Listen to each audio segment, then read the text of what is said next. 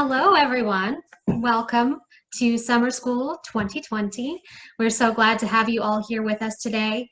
My name is Kinsey Keck. I'm the Programming and Membership Manager for the New York City Arts and Education Roundtable. The Roundtable is a grassroots service organization that works to improve and advance the state of arts education through professional development workshops, advocacy, and online resources and platforms to connect the arts education field. The Roundtable is thrilled to host Summer School 2020 as a free hands-on summer workshop series. We're able to offer the series at no cost, due in large part to the support of the New York Community Trust. So a big thank you goes out to them. And thank you all again so much for joining us today for The Joy of Art, Art Making for the Whole Family, Act 2. Just going to do a little bit of housekeeping before we get started. If you're having any trouble with Zoom, please refer to the one sheet that was forwarded to you with the login information for today's call. We can pop a link to that in the chat box as well in just a moment. Also, a reminder to please put yourself on mute unless you are the person speaking so that we can hear our facilitators clearly. We encourage you to use the chat box to ask questions, share resources, and connect with other participants. The chat box transcript will be saved and shared in a follow-up email after the session. This call does include closed captioning. To activate that setting, please just click the little arrow next to the closed captioning button on the bottom of your screen and select Show Subtitles. In that same menu is the subtitle settings, and you can adjust the size of the captions there. A note about that, unfortunately, is that this setting does not work while we are inside breakout rooms. So you won't have access to them, unfortunately, there, but you will have access to them while we're here in the main room. And one last note, this session is being recorded. We will post a recording on our website, YouTube, and Vimeo channels. We will also aggregate any resources that come up during the session. A link to the recording and all of those materials will be emailed to registrants in the coming days. And I think that's it for me. So now I'm going to hand it over to Ryan, who is a member of our Roundtable Programming Committee, and they are responsible for bringing you this session today. So take it away, Ryan. Hi, everyone. So I'm Ryan Beauchart, and as well as being a member of the Roundtable's Programming Committee, I'm also the Manager of Projects and Operations at Little Kids Rock. We all want to thank you for joining us this afternoon for the second date of our wonderful summer series. And we're really excited to bring you this art making workshop today. Today, we have the pleasure of having teaching artists Marisol Rosa-Shapiro from the New Victory Theater and Karen Oughtred and Spica Wobbe from Flushing Town Hall with us. The goal of this event today is to inspire joy and connectivity through art making and come together as a community during this time. As a reminder, all the materials that you'll need for your session, they were listed on the shared Zoom screen while we were starting the session, and they may go in the chat right before we break out into our rooms. But at this time, I'd like to turn it over to Marisol with a warm-up activity that we can all participate in together. Thank you, Ryan. I'm Marisol. Hi, I'm happy to see all of you. Some familiar faces, some new faces. So I am a teaching artist at the New Victory Theater, and I'm a theater artist, often a performer, sometimes a director, sometimes a writer, sometimes a producer of original work, and always a teaching artist. So in my session in a few minutes, we're going to be just dipping our toes in a little bit of clowning for ways of, building community, especially via Zoom classroom. For those of you here who are teaching artists and are going to be diving in the fall in a bizarre new world of trying to create community and get to know people through this weird platform, I hope that some of the exploration will help facilitate some of that community building and creating a space that allows for people to be silly and creative and fun and feel authentic and embodied and playful. So, and I don't know all the details of the other workshop, but I do know that playfulness and creativity and authenticity and a willingness to offer your creative spirit is going to be essential to them too. So hopefully this little bit of embodied warm up will get you ready for both workshops. So I'm going to play some music in a second, and I'm going to try to do most of my cueing non-verbally. So you should be able to see whatever I do with my body. At some point, I'm going to stand up and I'll start to move the bottom part of my body. And so I would say just be ready to move your body a little bit to the extent that you can in your space and to the extent that your body is able and willing to do that. I am currently sitting at the very edge of my chair so that I'm in a sort of ready, playful stance and not sinking into my chair like that. So when I start playing the music, what we're gonna do is with your feet on the ground, if that's available to you, sitting up, you're gonna start by just bouncing your legs and letting your heels kind of bounce up and down off the floor. So if this is the floor, your heels are going like this, both your heels at the same time, and then you can experiment with going one at a time. But I'll give you some more cueing as we start. So here's some music. Just give me a thumbs up if you feel like the level on this is okay. If not, you might wanna just turn your volume down a little bit. Up.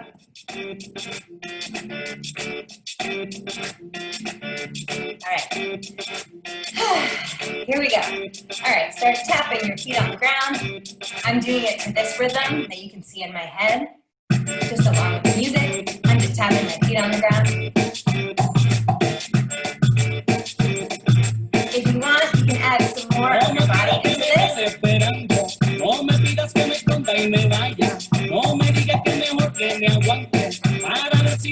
Nice. And tap your toes.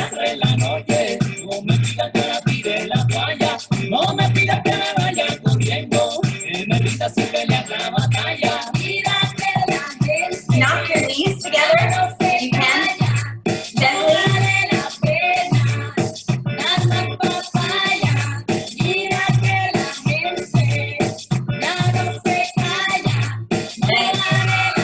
And you can let your feet rest on the ground. Shoulders up. I'm better than ridiculous. Some people run and they get on the day after some of the future in the pictures. They want to pass on the clips. I like I in the middle. Do your right and do.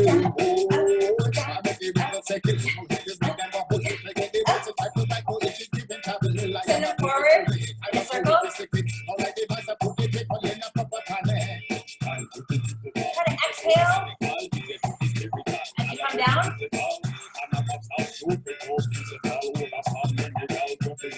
Go backwards.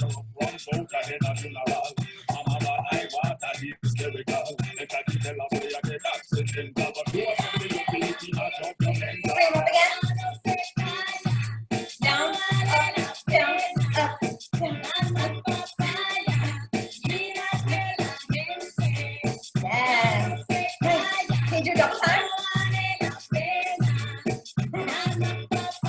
Nice. Send one forward and one back. Remember to breathe. Switch directions.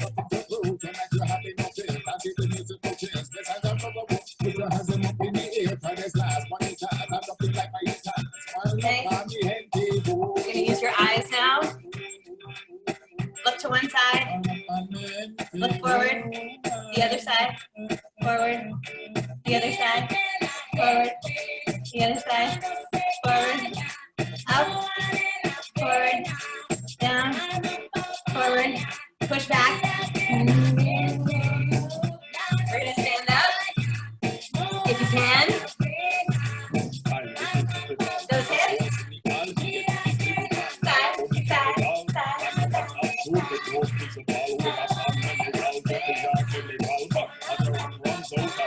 Front back foot.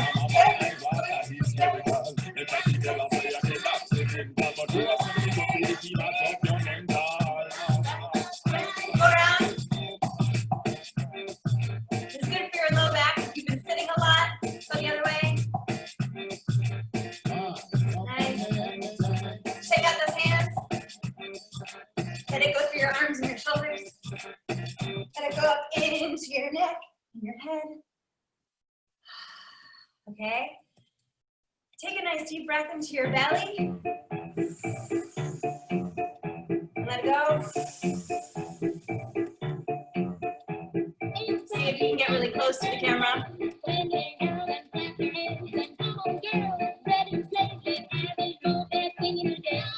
take your space again. Find your seat.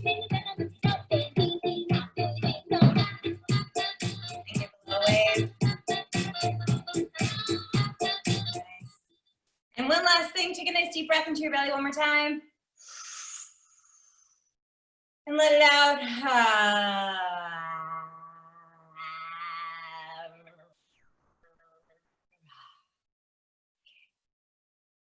That's our warm-up. Thank you, everybody. Nice job. That was fun. That was great. Thank you so much, Marisol. Okay, so now we are going to split into our breakout rooms for our theater adventure and our visual art adventure. So I just have a couple of folks that are going to be left with me in the room, and I'll sort you right as soon as I hit this button to open the breakout rooms. If you end up in the wrong room, don't fret, just pop right back into this main room and I will put you where you need to be. And if you need anything else anytime, just pop into the main room and I'll be able to help you out, okay? So with that, I'm going to open our rooms now. Here we go.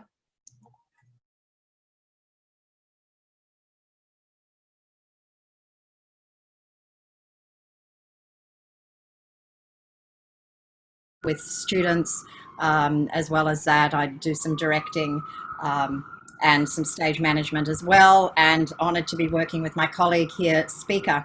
Spica and I are teaching artists at Flushing Town Hall. Big shout out to Flushing Town Hall. We can see some folks there today. Thank you.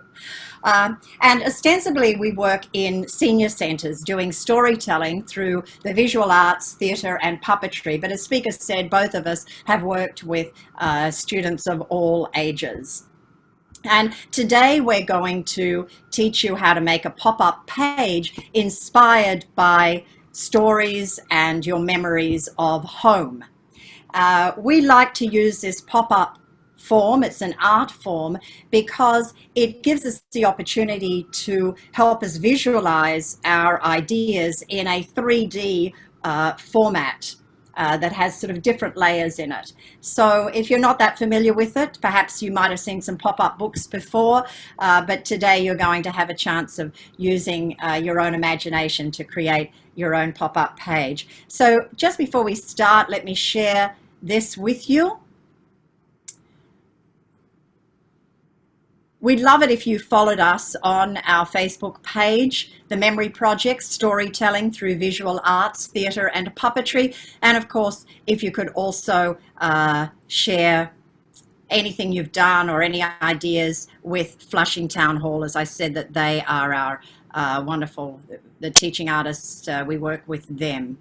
Okay, so we've done a great warm-up with Marisol. We also like to start a little warm-up before every class, and because we're going to be doing a pop-up page today, we thought what better than doing a pop-up or pop-out warm-up with you all. So we think this is important because it helps warm up your voice, your body, and most importantly, your imagination. So if everybody can close their eyes really tightly, and on the count of 3, I'm going to get you to open them as wide as you can.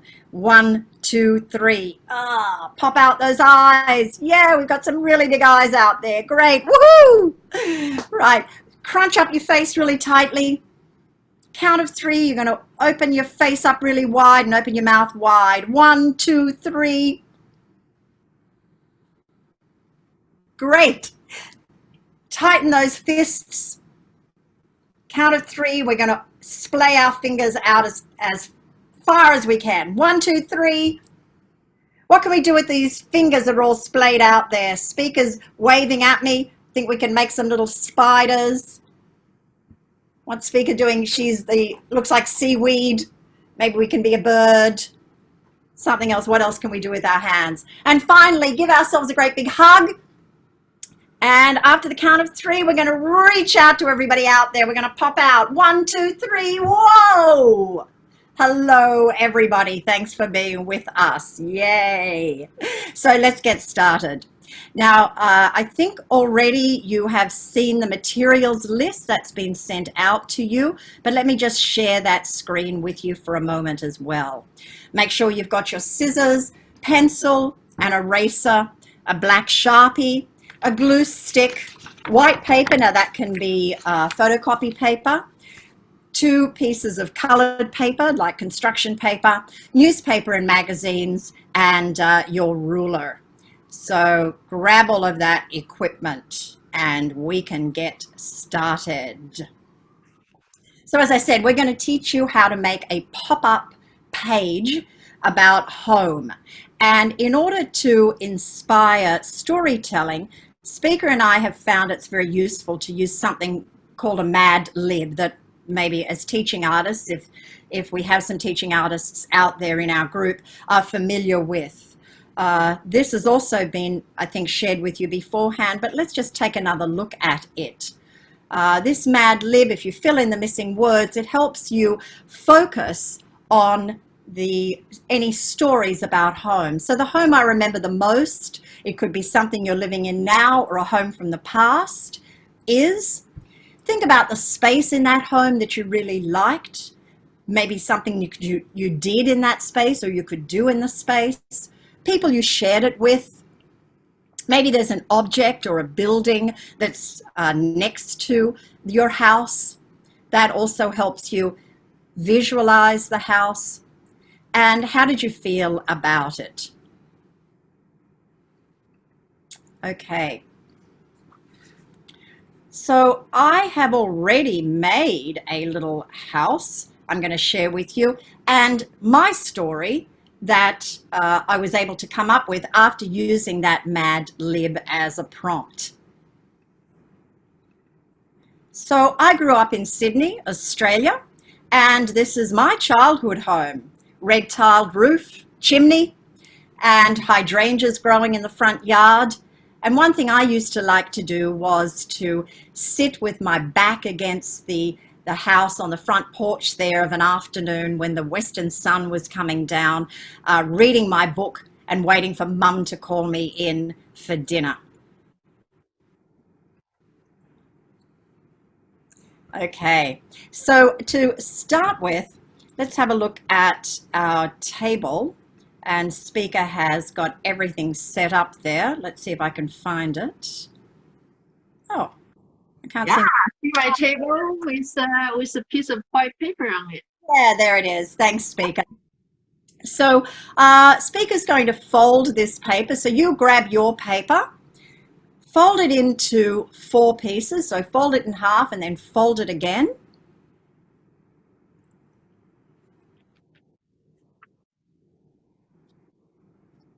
And on one of those quarters, Spica's going to cut it into quarters, we're going to ask you to write one word that comes to your mind when you hear the word home. Now, if we had more time, it's a short workshop today, we'd get you to write a word in 3 of the quarters of that paper. But today, let's just come up with one word in one of the quarters about home. And Spica's going to put the 4th quarter aside because we're going to be using that later. I'll share it's helpful to pin Spica's video to the top so that you could see what she's doing as Karen is talking. You could do that by hovering over her window, clicking the 3 buttons, and then pressing pin video. Thanks very much for that. And here we've got the word play in one of the quarters. As I said, you could write a word in each one of these 3 quarters, and we're putting this 4th quarter aside for later on. Thanks. So Spica, take it away, my dear. So now we have this word. We're going to put it aside just for now. Now it's time we're going to do the fun part. We're going to build the house together. So the first things we need is we are going to get out all your magazine or newspaper you have been collecting. So you can recycle them. So as you notice that on the magazine or newspaper, there's a lot of colors, and that's the part we're going to use. So for example, I got a piece of green here. I think we can use it. And then maybe this piece of red and maybe the yellow. So first, cut out the color part you want, and now we're going to use them to cut some very simple shape. For example, I have this red. So I'm going to get rid of the white first, so I can just have red. And then I'm going to cut some, first shape I'm going to cut is, I'm going to cut some rectangle. Something like this. And with this rectangle, I can cut some square out of it. And maybe some smaller rectangle. And also I can cut some triangle. And don't forget about the circle. I also have some circle. So now I have some red colors with different shapes. And then you can do the same thing with other color. And you will ask, what happens if there are some writing on it? Doesn't matter, it's even better. Because sometimes those writing can give you some texture. Just like when you look at the bricks or wall, they are not totally just one color. Sometimes they have other texture on it. So with all these words on it, it makes it look more interesting actually. So again, you find other colors you like and you can cut them into different shapes. So you can find 3, 4 colors you like for now. And then eventually you are going to collect a bunch of shapes like this. Like what I said earlier, see all those shapes? They have some words on it, which is totally fine and make it more interesting. So now you will have a bunch of different shapes with different colors. And we are going to use those to decorate our house in a bit. So you don't have to cut a lot. Maybe each shape have 3 or 4 pieces, and that will be enough for your house. Great. So now, after you do that, you put it aside. Now we are going to build a foundation for your house. That's where your house will be. I would like you to find a piece of newspaper or magazine that has no color on it. So give yourself a moment, find a piece of paper that only has print on it.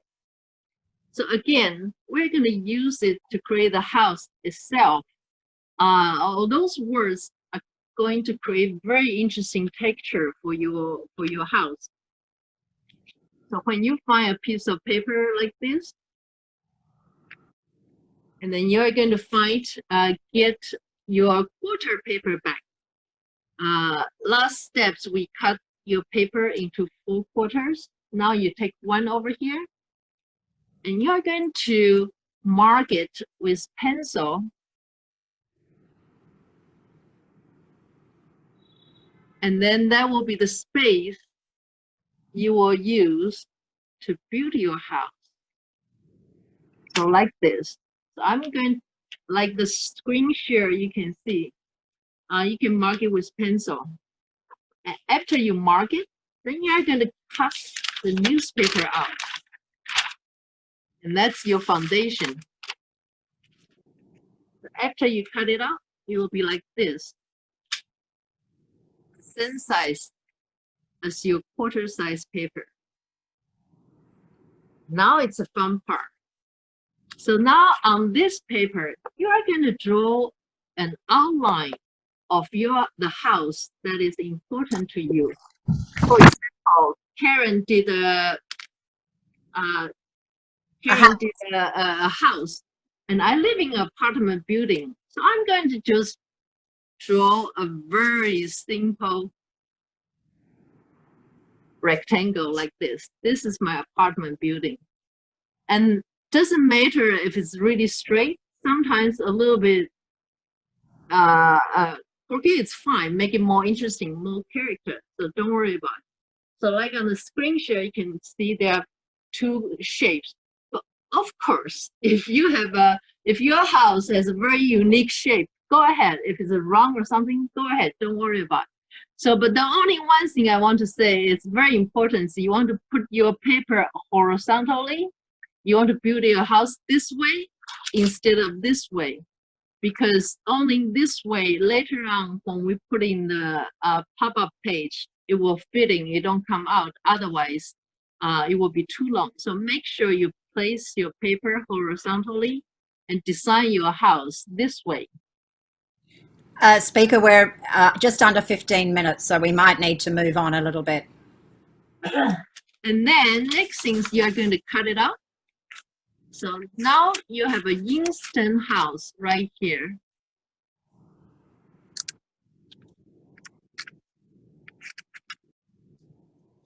So this is your house. But you will say, who can tell this is my house? So this is the fun part. You are going to put details on this piece of paper to identify this is a house. For example, my house has an orange door, so I just find an orange piece right here. And then every day, I spend a lot of time standing in front of a window doing exercise, since we cannot go out too much. So the window become my best place I like to look at. So this will be my window. And then because my building actually is a very tall building, so I might want to add some details to show that it's really, really tall. I want to add more stripe. For example, I got this 2 stripes right here to make it looks like it's really going up. So after you decided those design, then you can glue them on.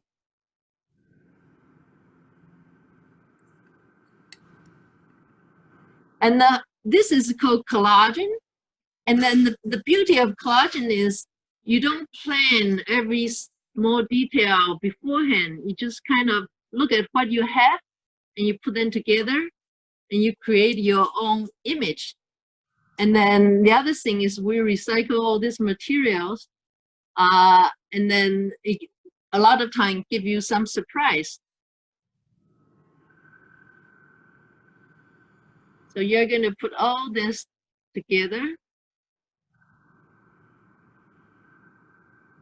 Now I build my house.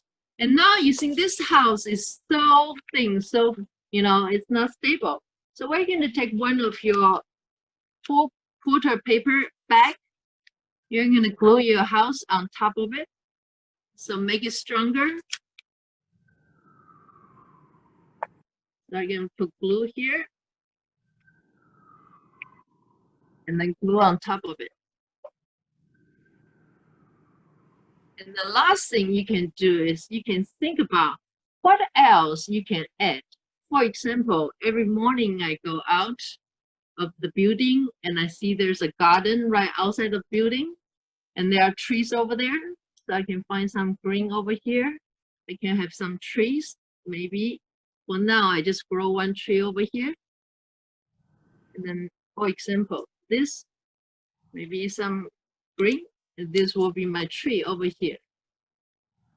And then I'm going to glue, if I like it, then I can glue them together.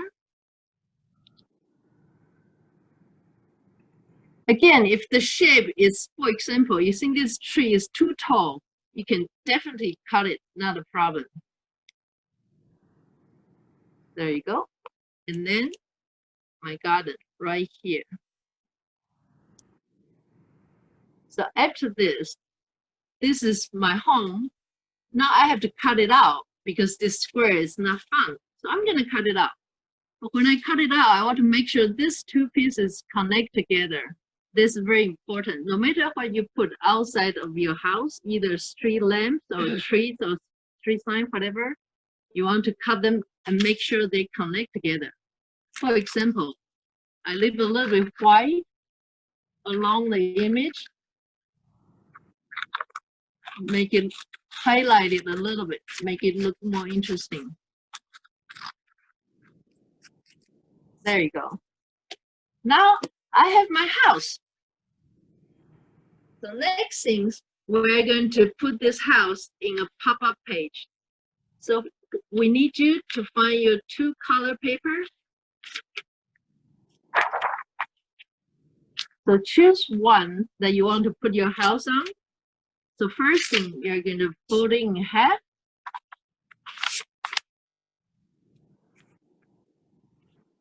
The the best way to fold things in half is corner to corner, so they are even. And next things, you're going to fold lightly, not too hard. You don't want to pinch a little bit. You make a mark. This is the center. And next things, you're going to measure it. So I'm going to use my pencil to mark this is the center. In order to let you see it, I'm going to use a marker. So this is my center. And then I'm going to put my ruler here. I'm going to measure 1 inch on the right and 1 inch on the left. So totally it's 2 inches. And then you're going to measure 1 inch up. This is 1 inch and 1 inch up. Like the share screen you can see. And now you're going to cut those to 1 inch mark. So you're going to make a cut right here on the mark, right here on the mark. And then you're going to bend the thing you just cut. You bend one way, and you flip over, and you're going to bend another time. Great. So now, and you're going to open up the page. This is tricky. You open up, and you're going to push the thing you just cut. Now you have a 3D box sticking out of your page. I'm going to do it again in case you don't see it. This is flat. You open up like this and you push it, and then you push here, and then it's like a stair. So this is the pop-up we just created. But then you say there's a hole, we got to do something about it. That's why we need a second page. So you are going to fold the paper in half again. And we are going to open up. You put the first one over here. And then you line them up. Make sure they are together. Great. So now pay attention, because right now we're going to use the glue to glue the first page along the edge.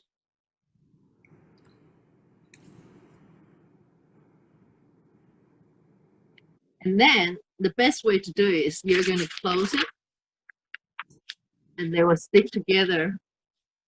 And when you open, they are together.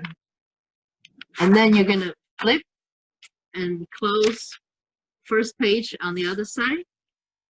And again, you're going to put glue over it.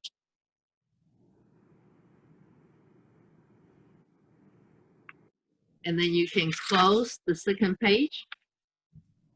And when you open, you create a pop-up page with no hole in it.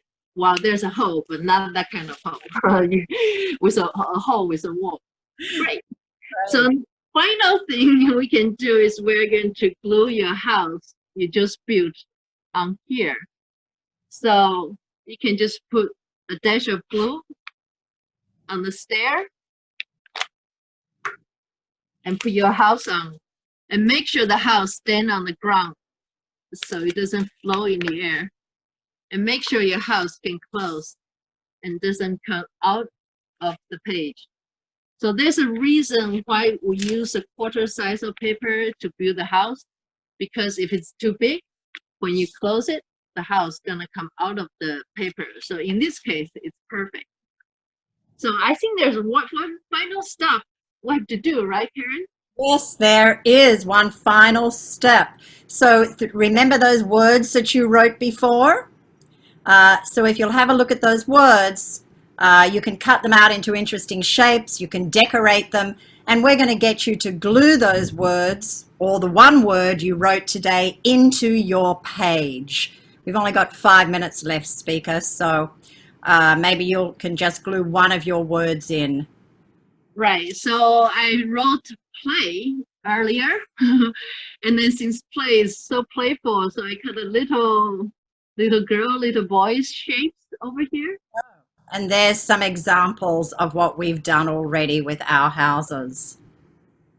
We can go till 4:50, so we have a little bit more time.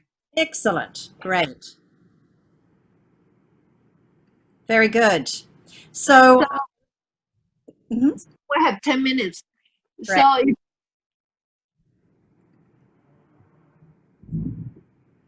if Okay, I wanted to show you an example. We've done one page, but you could certainly make a series of pages and make yourself a little pop-up book. And this one I've called Hope, and it's an acrostic poem. So I put the letters in here, and I've written a little poem in there. So you could certainly do that. As you can see, I've used that same method here. And then with seniors, because we have more time in our workshops, we do something that's a little bit more detailed. This is a book that I made as a demonstration for one of our senior classes, a house that Dad and Mum built. And as you can see here, you'll open the page and there's an example of a pop-up. And it's each room in the house. And it's a great way of telling a story as you turn each page, a story of that room that comes to mind. Wonderful. So now's a chance to ask any questions. I know we raced through it, and I do know that one person asked about the Mad Lib, and as I said, that's certainly going to be made available to everybody. But if we have any questions, we could go to gallery view now, and hands up if you've got any questions out there. And we'd really love to see the pages that you've made. So if you could hold them up, that'd be great. Let's see. wow. Something very interesting. Yay, that's great. So you just need to glue that onto the tab. Oh, nice work. Didn't someone talk about the house they just built? Wonderful. If anyone wants to volunteer, yay. Does anybody want to just tell us, we've obviously got a couple of minutes left, if you want to tell us the story that inspired your page? Hey there, Kari and Bennett, you've got a couple of pages happening there. Would anybody like to volunteer and tell us the story of their page?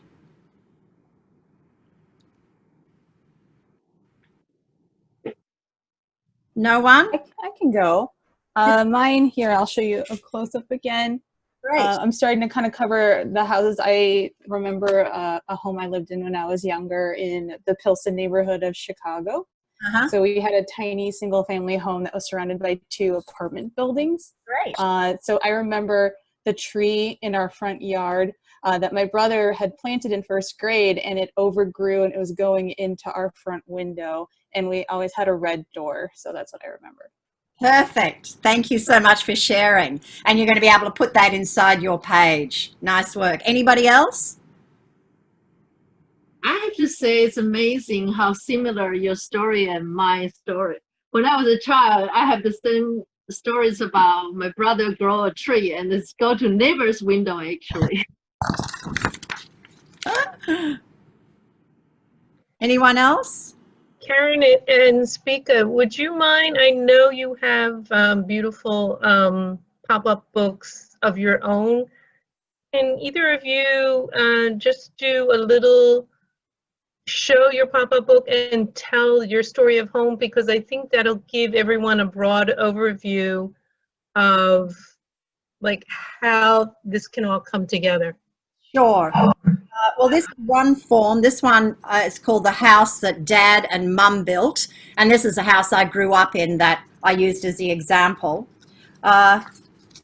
This is the kitchen that I remember, and particularly what I remember here is the clock over the fridge, because Mum and Dad were given that as a wedding present, and because they met during the Second World War on an army ship, everything had a bit of a nautical theme, so that was a little nautical ship there. Bathroom, very 1960s bathroom here. What can I say about the bathroom? A pedestal, and we had a very deep bath, one of the deepest baths I've ever seen. This is an interesting page. This is a study that my Dad decided to build when my brother first went to high school. My brother's older than me. And down here is a Globite suitcase that I took to school every day when I was in primary school. I think we're pretty much close to time now. So I would like us just to do a very quick reflection before we go into the major reflection. And I'd like you to think about one of the words or the word that you came up with for home. And if you can think of a gesture that goes with that word, and we're going to throw that gesture at the screen. So if we can think of that word and think of a bodily gesture that goes with it, after 3, 1, 2, 3. Hey. Nice. Nice one. Thank you. Well, as we said, as Gabrielle mentioned, we do have that Facebook page, and we'd really like any of you to share any of your work on our Facebook page. It'd be great if you want to take a photo, send it to us. We'll post it on our Facebook page. And if you want to message us as well, that would be terrific. How are we going for time, Kim? We have about 2 minutes. I'm curious how long this would take you with students, and what age group would you bring this type of project to? Spica, do you want to address that question? Sure, of course. If you can ping me on my, instead of my table, is it possible? Now. Okay, great. So we have been working with Washington Hall. I think this is the 3rd year for seniors project. So basically, most of the time we do with seniors. And then it takes about, I would say 8 weeks, about 8 weeks for them to create a book. So Karen, sorry, you ping me on my table. Is it possible you ping my? I haven't. I pinned you there, not your table.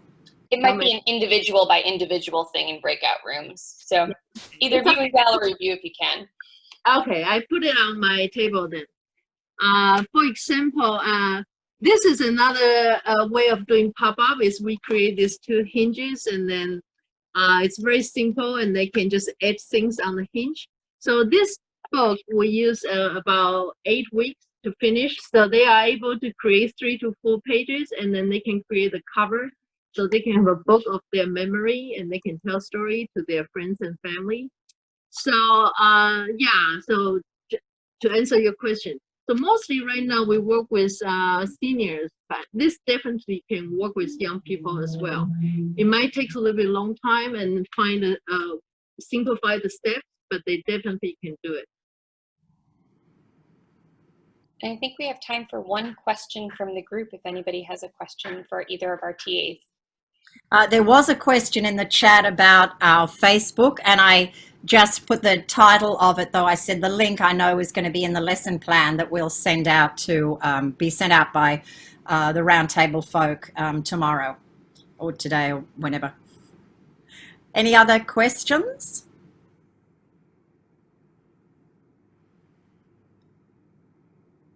No? Great. Well, thank you everybody for playing along with us. I thought we were shorter of time, so I was rush, and it seems like we've had enough time to put something together anyway. But if you've put one word on your page, it's fun to go ahead and put a couple of other words on there as well. And I think Spica might have mentioned we also sometimes put a pocket on the page, and we have a little object that we can pull out of that pocket. Have you got an example of that, Spica? Because that's loads of fun. Right. It's something Karen and I always want to do is we want to make everything they make personal so they can tell their personal story. And in terms of pockets, this is in the back of the pop-up page. They often put a pocket and they can put some words in it. So they can, when they tell story, they can take out the word and then show the audience, and it's also a reminder for them to tell their story. They say, oh, this is the punchline. This is about my rooftop. I often spend time on there, and this is the keyword, leisure. So, and then, yeah. And what about an object, just to show the variety? We put a keyword in, and we also put in an object. An object, for example, Yeah. oh, sorry. Oh, I think we're out of time.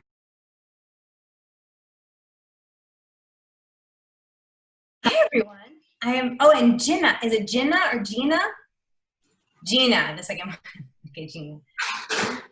Okay, oh, I'm so glad to see all of you. And we're such a nice sized group because I can see everyone, which is a treat. I was a little bit worried that we'd be a big group and I wouldn't be able to see everyone, and it's a little hard to facilitate this kind of thing without seeing everyone. So this is really nice. Hi, everyone. So welcome. I'm going to repeat myself a tiny bit just in case anyone wasn't here at the beginning of this. My name is Marisol. I'm a theater artist and also sometimes a clown.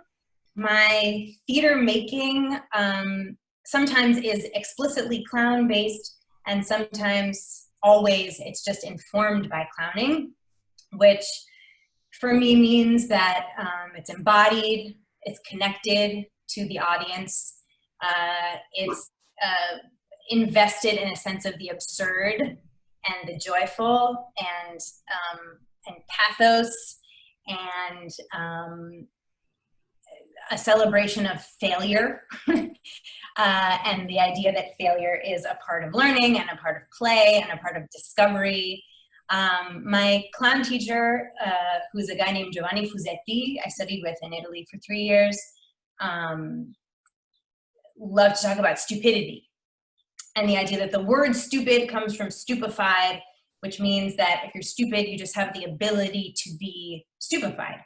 The openness, awareness, willingness to be surprised and to be delighted by the world and to have a sense of wonder.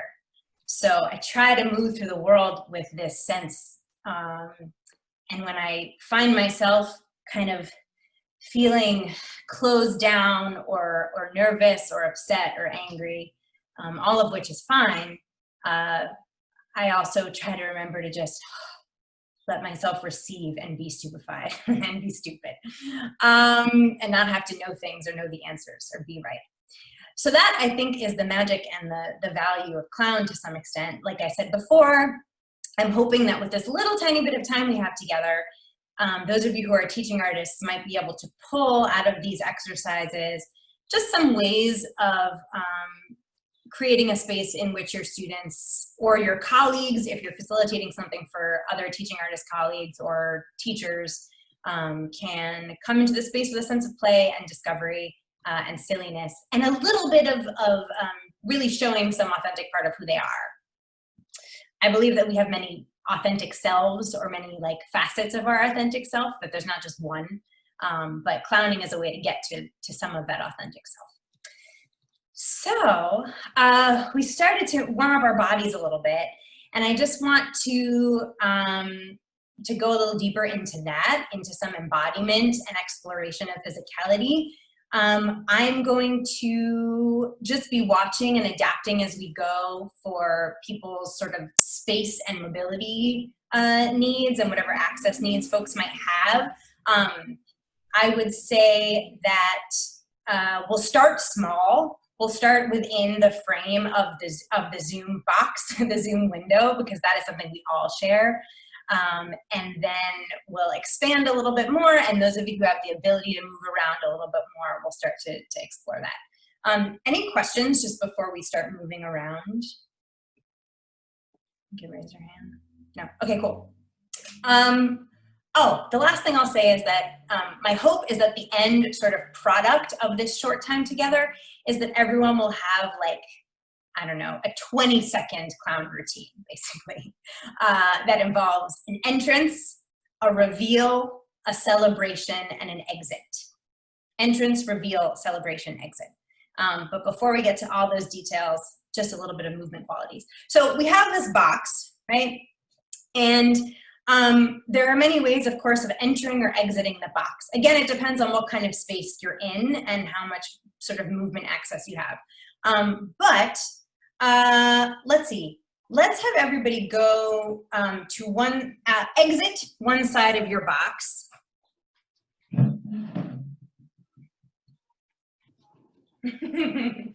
Great. And just experiment with some different ways of re-entering the frame. So you might come sideways, for example. You might come forwards. Yep, and you can exit the other way. You might come butt first. Whoa. I'm just gonna watch you for a second. So you all keep exploring. Nice. Oh, nice. I saw Alda had a head first entrance. That was just like this. Love that. That's great. Heather, nice. Sideways. Great. Oh my gosh, lots of creativity. Beautiful. Amanda, that's amazing. Upside down entrance from Simone. Ooh, hand first. Nice. You can probably have a shoulder first entrance. Feet first. I love it. Ooh, Elise, very cool. That was really interesting. I just saw your head come through. Is there a way that that could continue all the, can you come up that way and then exit? Can you do like a full arc? Is that possible? Foot first, head. Yeah, great. Beautiful, Elise. That's really funny. Good. Okay. Bix is holding up the Bix is holding up the edges of the box. Very cool. Nice. I see some crawling. Excellent. Amazing. Amazing. Amazing. Let's see. Did anybody, let's see somebody who came up from the bottom, who like appeared from the bottom inside. All right, let's see some of those. If you experimented with coming up into the frame from the bottom, will you just show us what you did? And everyone else can watch if you're just curious to watch.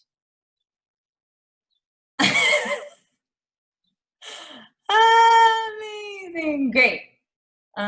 So the top of the head leads or the eyes lead. Amazing, great. Ooh, Katie is in the corner, interesting. Katie, can you make a diagonal entrance? Katie has the purple headband on. Nice. Great. There was also some beautiful play with proximity to the camera, right? Those of you who came in from the bottom, a couple of you, again, it'll depend on the angle of your camera, but a couple of you were super close, a couple of you were further away. We had some diagonal entrances and exit. Nice. Beautiful. Okay, cool. Anyone find a fun entrance from the side, entrance and exit from side to side? You can show us that. Other folks can watch. Some foot first. Nice. Amanda, flat. Nice chest. Great. And Elise had this great arc. Good. Okay, beautiful. What about something completely different? Who found something totally different than side to side or from the bottom? I don't know. It doesn't seem possible, but I saw some amazing things. Mara has something? There she goes. From the top, yeah, Katie kind of entered from the top. Nice. Beautiful.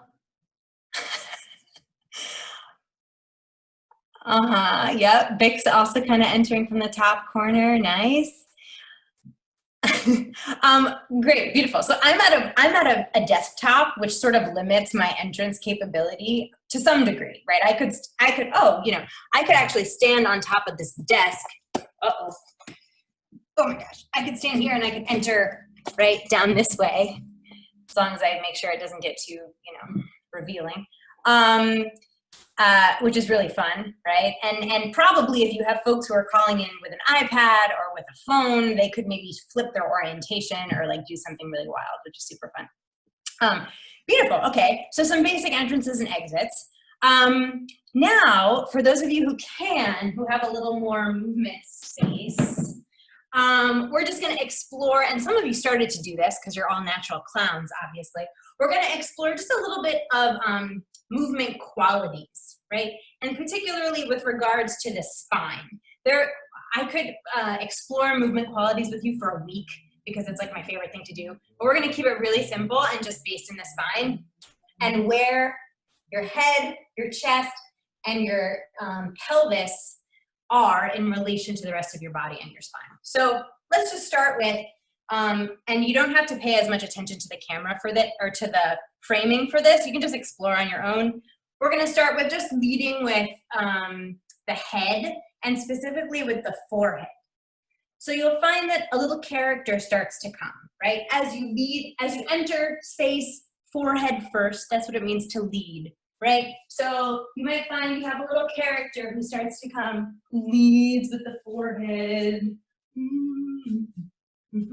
Notice what it does to the rest of your body, to lead with the forehead. And a little kind of character that starts to come. Nice. Yeah, Bix. Okay, and try leading with your nose. Subtly different, but definitely different.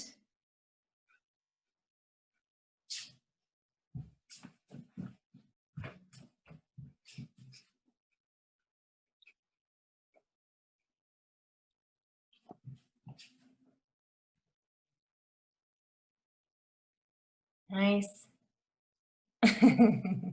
Great. And with your chin.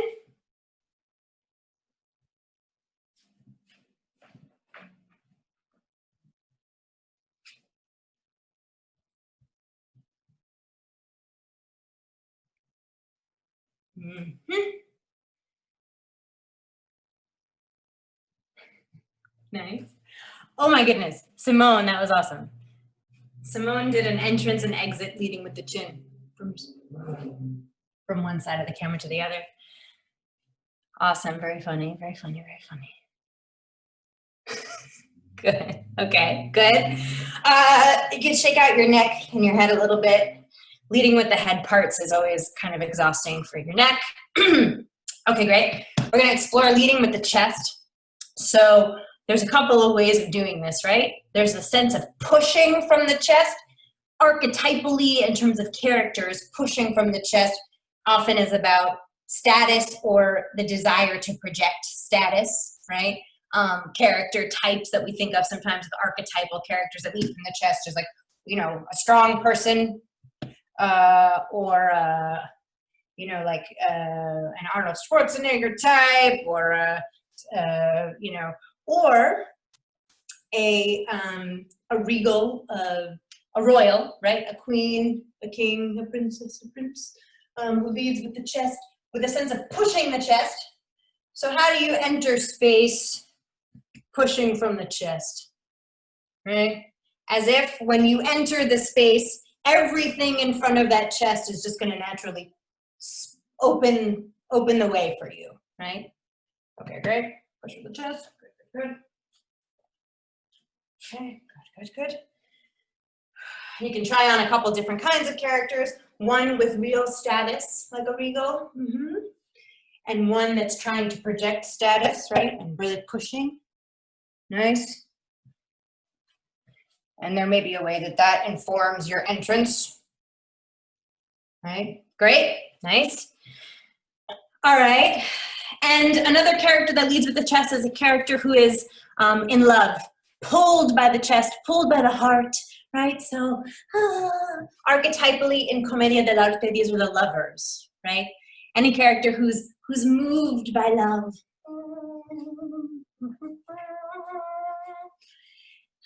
They may even be so out of control of their loving heart that they crash into things, right? Oh. Be careful. Pulled by love, but not paying attention to the direction you're going in. Nice.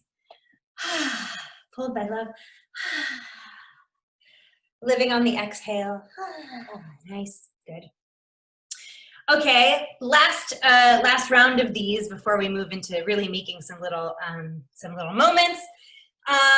The hips, right? Hips, belly, you can experiment with whichever one of those feels more fun to you. A character who leads with the belly or with the hips, it's a pretty subtle difference, right? But you can see which one feels more fun to you, right?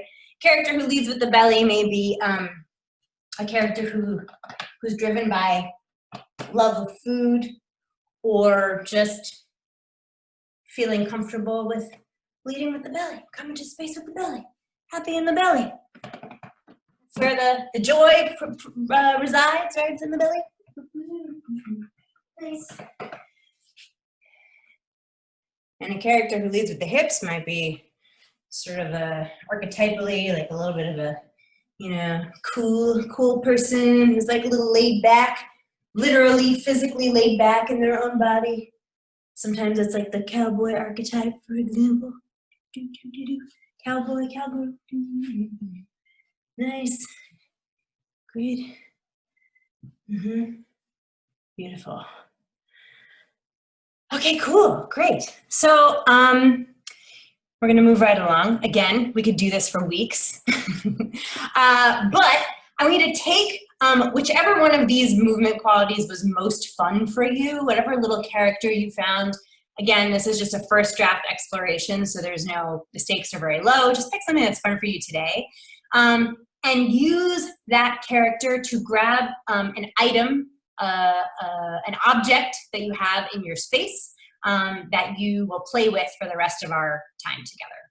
So it might be that you have a selection of objects and the character that you found is going to help you decide which is the correct object for today.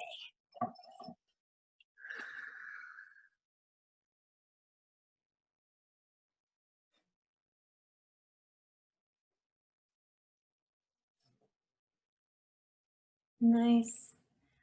I'm just gonna put some more light on in my space here.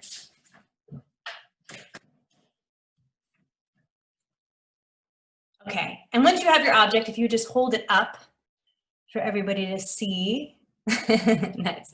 Jess, you have a mixer. I see a bandana, yep. Ooh, I got a lot of mixers happening. Some chips, some bubbles, a duck. Some glasses, nice. Okay, a couple stuffed animals. A mirror, what is that, Bix? A bug catcher? Oh, a magnifying glass, beautiful. Okay, great. So, as I said before, the little routine we're gonna make in like the next, we're gonna make it in about 5 minutes and then show, 5 to 7 minutes, is gonna be, you're gonna find an entrance, like we started with before, right? You're gonna find an entrance in whichever direction feels good for you, incorporating the movement quality that feels fun for you if you are able to do that. So for me, like I had a lot of fun with just pushing with the chest, right? So I'm gonna come up this way, and then I'm gonna have a reveal of an object, and then I'm gonna celebrate the object, which for me means just doing something with my object. For this, it could be smelling it, it could be picking petals, it could be tickling myself with it, it could be eating it, any of these things, right? My character will hopefully kind of lead me towards something that's fun. So entrance, reveal, celebration, which just means play with your object, and then find an exit, right?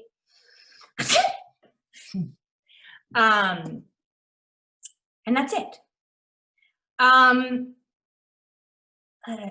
Let's see. Why don't we just take a couple seconds? I'm gonna watch you and take a couple seconds to explore your object, explore how your object might be revealed. So again, like it could be from here, it could be from here, it could be that I have to, right, pull it from a high sunflower stalk. It could be that I have to pull it out of the ground, right? Right? Oh, it's losing all its petals, poor thing. It could be that it comes from behind me. It sneaks up, right? Infinite number of ways of your reveal. So practice some reveals. Just play with your objects. Imagine no one's watching you, but I am watching you. Just to see what brilliance you all come up with. Nice, Moira.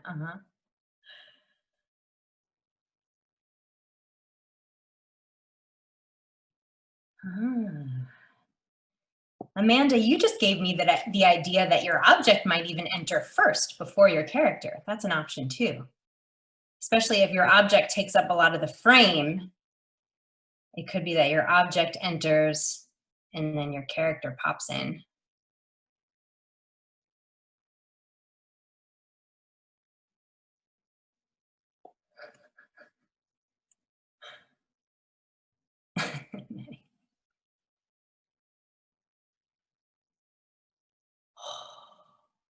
Aldo wielding the mixer like a, very suspicious, very suspicious.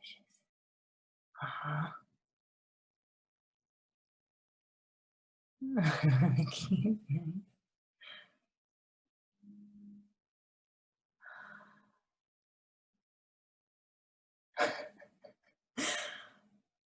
Amanda, it seems like maybe that's magnetized to your head, which is kind of brilliant. I wonder if it's possible to get it off your head or if it's stuck there.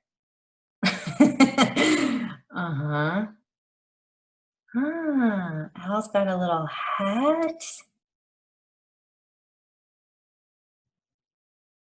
Nice. Great.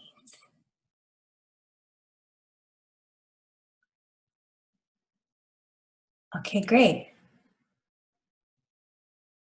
So one of the things, I'm going to give you a couple more minutes just to explore, but one of the things to consider, which I was kind of alluding to, is articulation, right? In clowning, in theater in general, but I think especially in clowning, it's super important to articulate the steps of your act, even if it's only 20 seconds, right?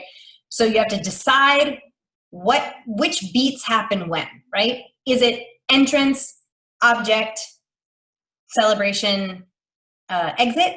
Is it object, then your entrance, then your celebration, then your exit, right? So want to make sure that only one thing is really happening at a time. Again, for this little 10-second act, right? So go ahead. I'm going to play some music actually to underscore your explorations. I think we'll take another like 2 to 3 minutes of exploration, and then we'll show some little first draft acts. And if you want to, this is also a time when if you have a little nose or a little let's put some lipstick for the nose or something. You can put it on. Okay. Anyway, take a couple more minutes. I'm going to play some music to underscore your exploration.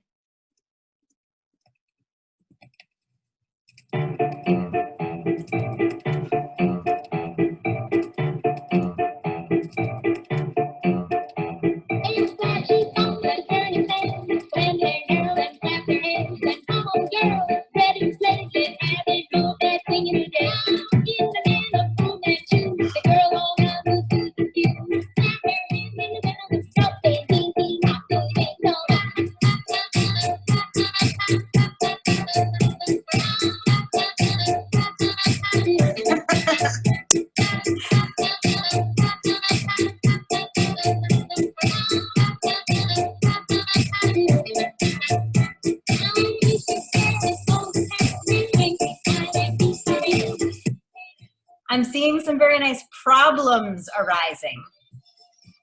Accidental spills. Nice, Gina trying to catch those bubbles.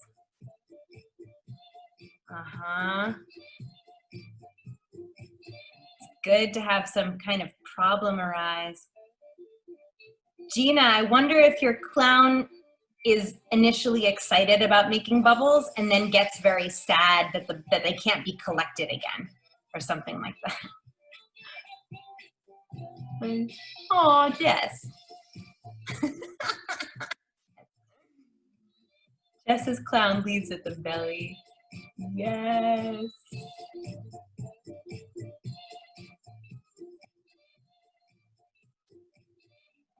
Beautiful.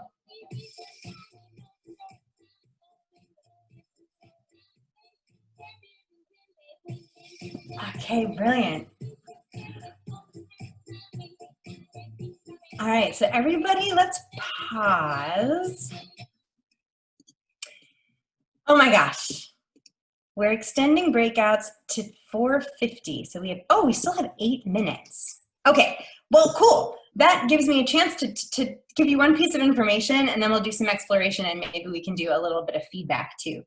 And again, I just want to thank you all for being willing to explore and play in this like deep dive jump in so little time.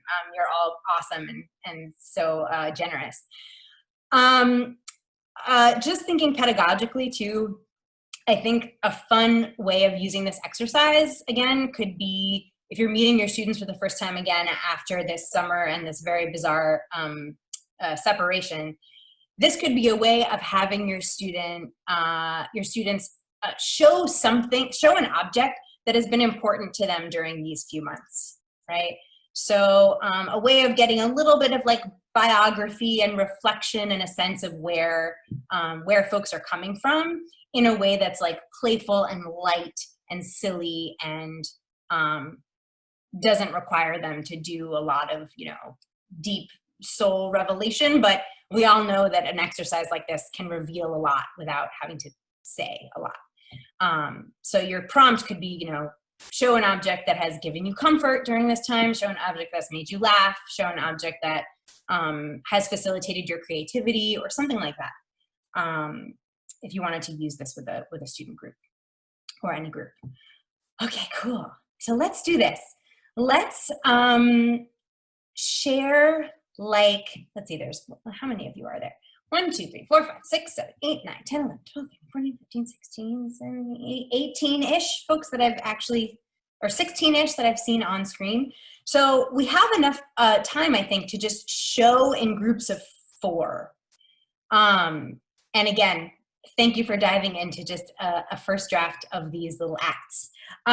So let's do this. I'm gonna suggest that I'll just name 4 names, and everybody else, if you would turn your video off so that we only see those 4 folks playing, that would be super cool. And if you want to have a really cool experience and you know how to do this, you can put your video settings on hide non-video participants, and then you'll only see the folks who are presenting.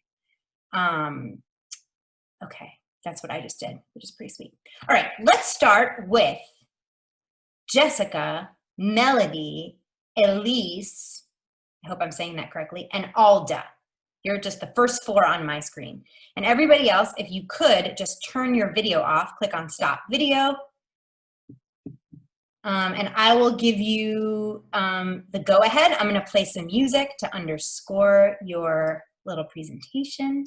It's gonna be the same music I was just playing. Okay, so we have Jessica, Melody, Alda, and Elise. Oh, Amanda's on the phone. Amanda, Mara, are you able to turn your videos off? Yeah. Okay. Here we go. And begin whenever you're ready.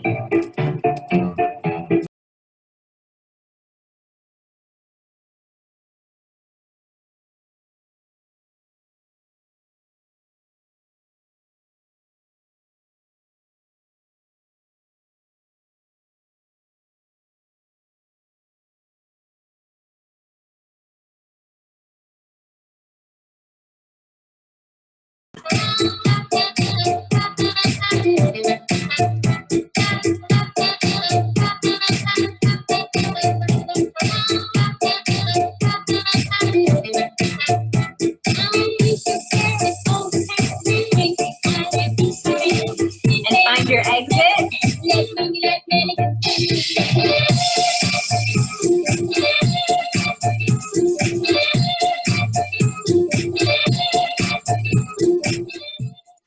Yes, yes. Round of applause.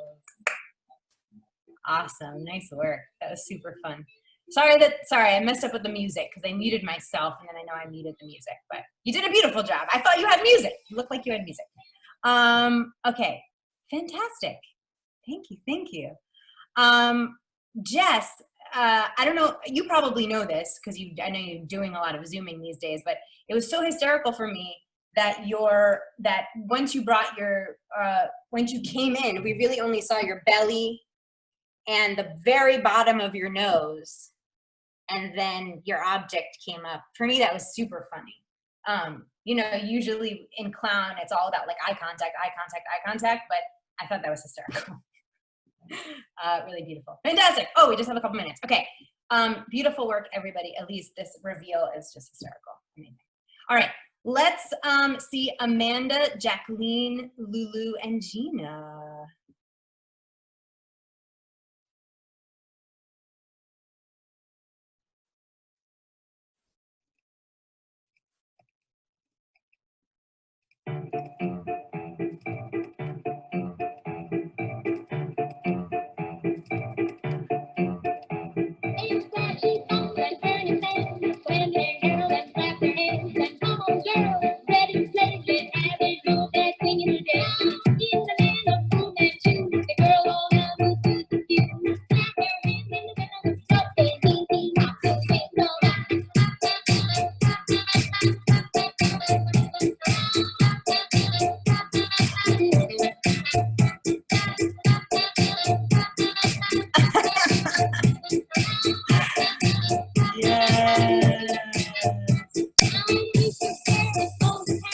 Yes! Woo-hoo! Beautiful. Love it. Amazing.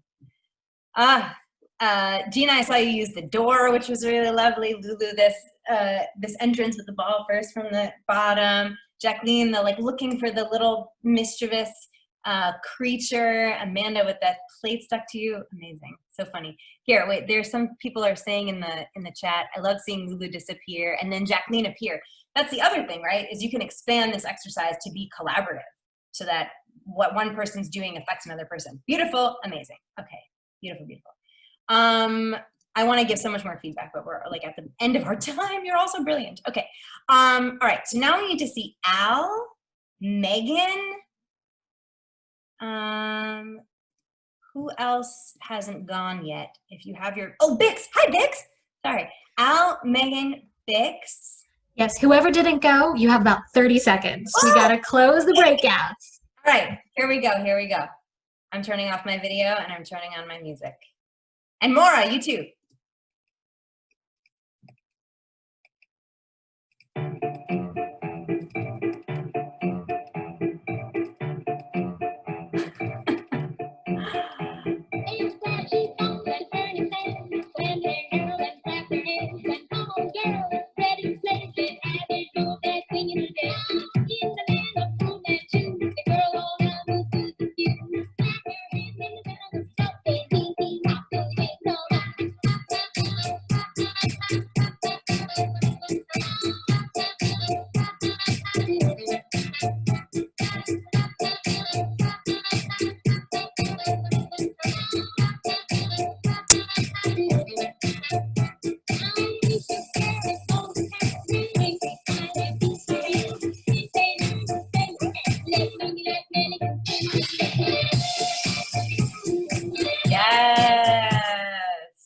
Wonderful.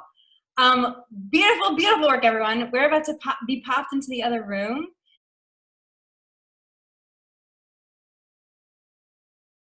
Let's just check in to see if we have our facilitators. Flushing Town Hall, are you here?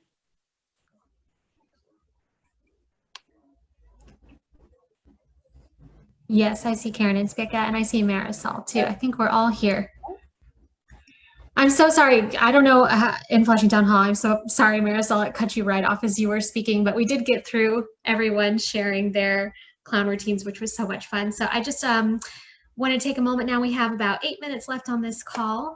And before we head to a closing exercise from Karen and Spica, I just want to give all the facilitators an opportunity to share what they did in their breakout rooms so that the other half of folks on this call know what went on at the same time. So please share with us. Great. Well, we taught people how to make a pop-up page from just simple material. And we then talked a little bit about how you can also do a pop-up book. This was just a one-page we taught them how to create this and come up with some words for that. And then we talked about making books and that are a little bit more detailed, that have more pages in them. Spica, did you want to add to that?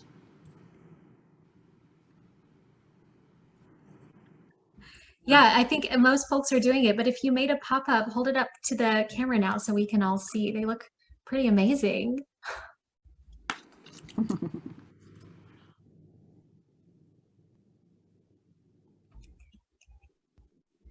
All right, Marisol, do you want to share what we did in the breakout room with you? Sure. We birthed some clowns. We had some like 10, 20-second clown acts in that room. Some really brilliant entrances and exits, celebrations of objects that are either just silly objects or objects that have been important to us during this quarantine time or this shelter at home time.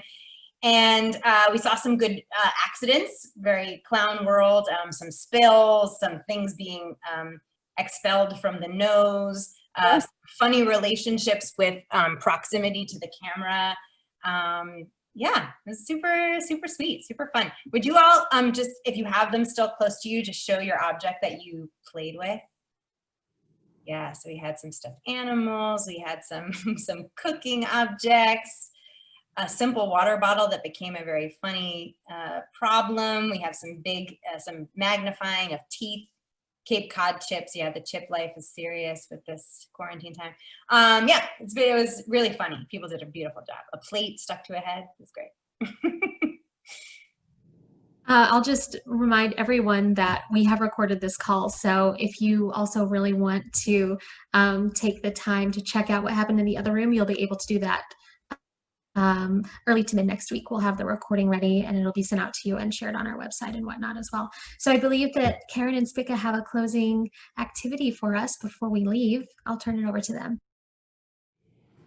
Great, thank you. We've written out these reflection questions, and if you can, there's an annotate button on the either the bottom or the top of your screen. I know you'll find that if you've got a laptop, if you're watching on the laptop or maybe the iPad. I'm not sure if it's going to be accessible on the phone though.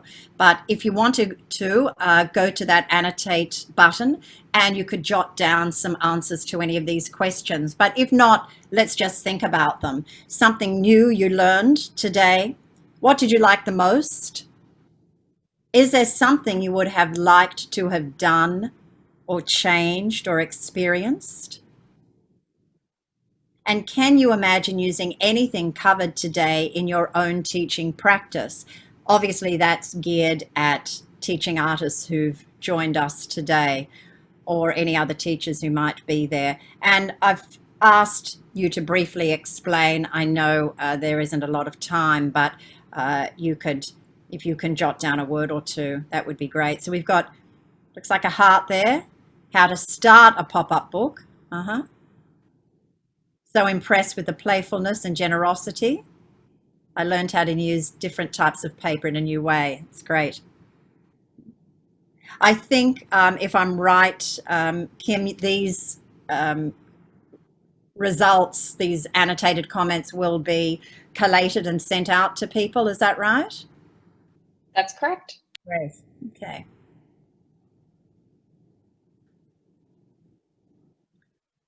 Celebration of home objects. Love the idea to invite students to clown with personal objects, creating in the process of clowning.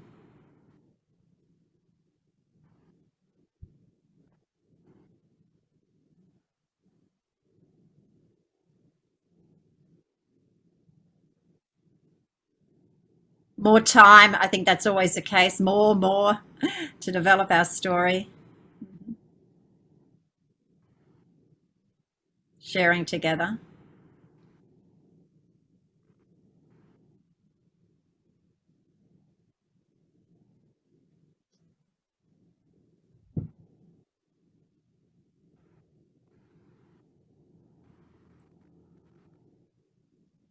Interacting with each other, great use of time. And virtual proximity is cool. It's amazing what we can achieve with Zoom, isn't it? Collaborating in clown class. Getting kids focused, yeah.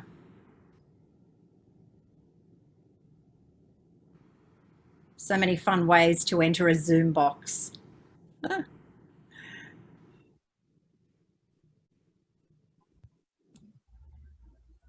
Right. Well, we've got about 2 minutes left. Okay, great. Well, let's just finish. I'm going to go to a gallery view so we've got everybody together. And I'm going to ask us to make a thinking soup together.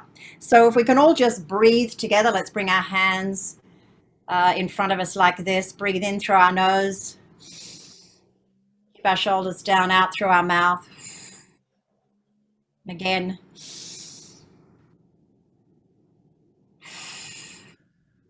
And I'd like you to think of a word that reflects how you felt about today's workshop, any word. And I'm going to ask you to throw that word physically and verbally at the screen. So you might think of some sort of movement or gesture that goes with your word. And after the count of 3, I'm going to ask you to throw it at the screen, and a speaker and I are going to turn it into a giant soup. So everybody's got their word ready and their gesture. 1, 2, 3, throw it there. Fantastic. Speaker, have you got your spoon? Let's stir up that fantastic thinking energy soup. Whoa, whoa. Yeah, all that energy, all those great ideas. Okay, you've either got a cup or you can use your hands. Dip into that, everybody. Let's have a great big drink together of that soup and all that wonderful energy. Somebody's got a spoon. Great. Thank you, everyone. Thanks so much for joining us, and happy creating on this beautiful afternoon. Thank you. Thank you, Spica, Karen, and Marisol so much. And thank you to Flushing Town Hall and New Victory Theater for this time, to our facilitators for sharing their expertise and so much joy today, which I think we can't get enough of. And a big thank you, of course, to our fantastic programming committee represented today here by Ryan for all of the work that went into creating this series. And thank you again for all of you who joined us today. So please share your experience today on social media if you want to take a picture or a little video of the pop-up that you created. If you want to create a little video of your clowning, that would be wonderful. You can share it on social media and tag it with our hashtag, which is hashtag NYCAIER. I think Kim will probably pop that in the chat really quickly. You can follow that hashtag to view other work that people have done in this series, which will continue next week. So please tune in next week, Thursday, August 27th at 4 p.m. for The Joy of Art, Community Art Making for the Whole Family, Act 3. That will be the final installment in the Summer School 2020 series, so don't miss it because it's the last one. We'll be hosting a Choose Your Own Adventure workshop featuring DreamYard Project, leading a movement and mindfulness adventure, and Poster House, leading a visual art adventure. This workshop will also be family friendly, so please feel free to bring your young people. Artists of all ages and skill levels are welcome. If you'd like to view the summer series schedule and to access the recordings of this or any of the previous Summer School 2020 sessions, please visit the event website, which I can paste in the chat for you right now. There you are. The video gallery is right at the bottom of that page, so you can check it out. Also coming up, the Roundtable is hosting another round of biweekly affinity group meetings to support actively dismantling the systems of racial oppression in our field and beyond. You can view next week's schedule and register for your affinity group at the link right here. And finally, the Roundtable Arts Educator Emergency Relief Fund, which we launched last week. That application is open for one more day. The fund will award one-time unrestricted grants of up to $1,000 to teaching artists and arts education administrators who are facing serious financial hardship due to the COVID-19 crisis. This fund is made possible by the generous support of the New York Community Trust, including funding from the NYC COVID-19 Response and Impact Fund in the New York Community Trust, and also the Booth Ferris Foundation. So that application closes tomorrow night, Friday, August 21st at 11:59 p.m. Eastern Time. You can still apply. You can find more information and find the application on the Relief Fund website, which Kim has just popped in the chat. And I think that's it. So we're going to leave the call open for another minute in case you'd like to save the chat, though I'll remind you that that'll come to you anyway next week in an email. Otherwise, thank you all so much and have a lovely evening.